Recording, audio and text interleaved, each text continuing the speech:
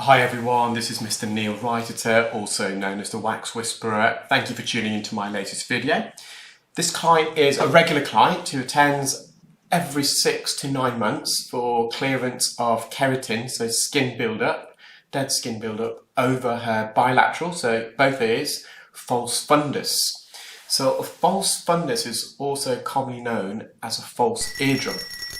And it's caused by inflammation of the eardrum, so through a tympanic perforation, so a hole of the eardrum, or chronic ear infections that causes inflammation to the eardrum.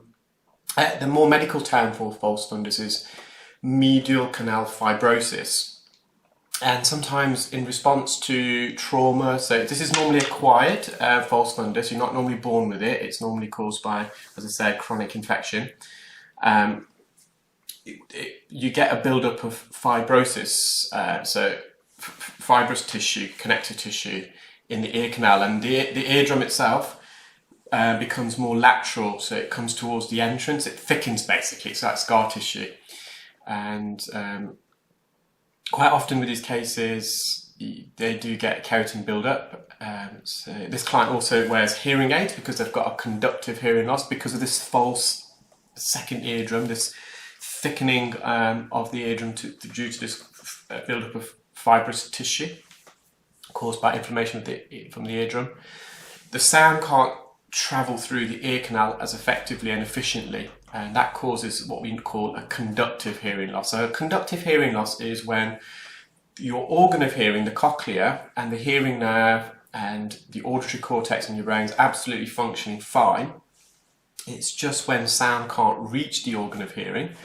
So the sound travels through the ear canal, it hits the eardrum, it causes the eardrum to vibrate, and these vibrations are transmitted through 3 ossicles, so 3 bones in the middle ear, commonly known as the hammer, anvil, stirrup, but medically known as the malleus, incus and stapes. And the stapes, so the stirrup bone, is connected to the cochlea, the organ of hearing, and when this stirrup bone or stapes is activated, it moves backwards and forwards like a pendulum, and that mechanical motion disturbs fluid. So fluid that's inside the organ of hearing, we call that inner ear fluid, and that fluid then travels in waves, and these waves causes microscopic hair cells, you get outer hair cells and inner hair cells within the organ of hearing to distort shape, and it causes chemical changes within the hair cells, which in turn the physical changes and the chemical changes causes the